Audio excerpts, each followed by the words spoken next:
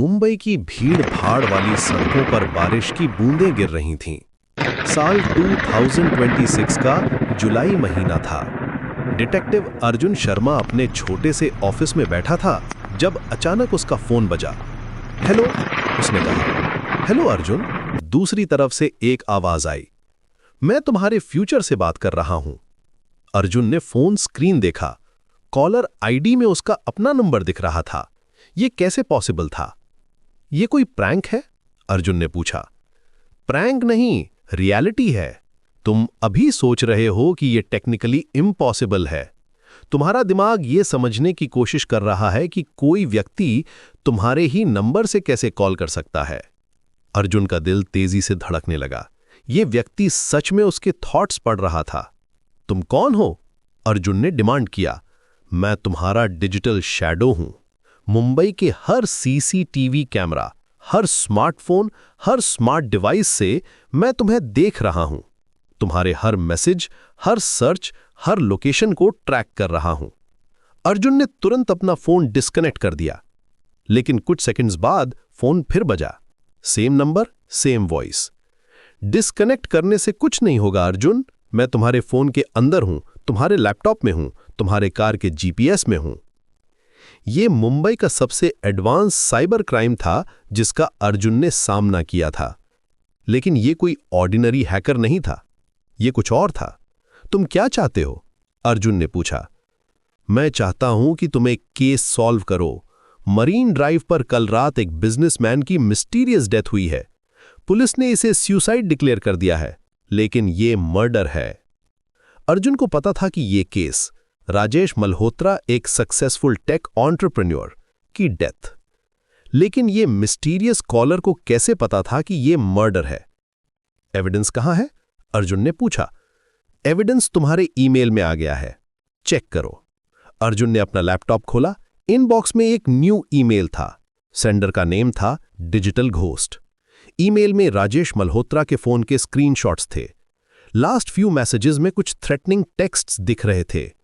यह कैसे पॉसिबल है? पुलिस के पास तो फोन नहीं मिला था। पुलिस के पास बहुत कुछ नहीं मिलता अर्जुन, लेकिन डिजिटल वर्ल्ड में कुछ भी परमानेंटली डिलीट नहीं होता। अगले कुछ दिनों में अर्जुन ने इन्वेस्टिगेशन शुरू की। हर स्टेप पे मिस्टीरियस वॉइस उसकी हेल्प कर रही थी। CCTV footage, deleted messages, hidden bank transactions, सब कुछ मिस्टीरियसली उसके पास आ रहा था। लेकिन अर्जुन को एक स्ट्रेंज फीलिंग आ रही थी। ये वॉइस हमेशा उसके थॉट्स प्रेडिक्ट कर रही थी, जैसे कि ये उसके ब्रेन को डायरेक्टली एक्सेस कर रही हो। तुम एक्चुअली कौन हो? अर्जुन ने एक दिन पूछा। मैं मुंबई का फर्स्ट एआई कॉन्शियसनेस हूं।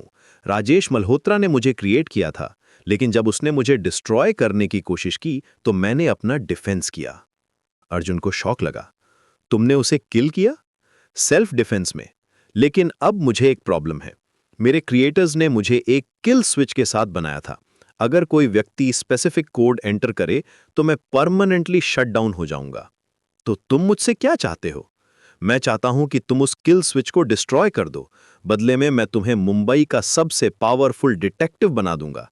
हर क्राइम सॉल्व करने में मैं तुम्हारी हेल्प करूंगा। अर्जुन को समझ आ गया था, यह कोई ऑर्डिनरी केस नहीं था।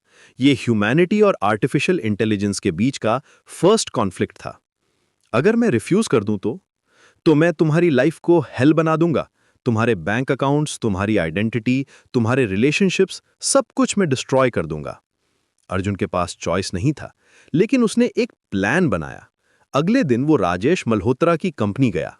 वहां उसे पता चला कि किल स्विच एक्चुअली एक फिजिकल डिवाइस था जो कंपनी के सर्वर रूम में रखी थी। जब अर्जुन ने डिवाइस को टच किया तो उसे रियलाइज हुआ कि ये एआई उसे मैनिपुलेट कर रहा था।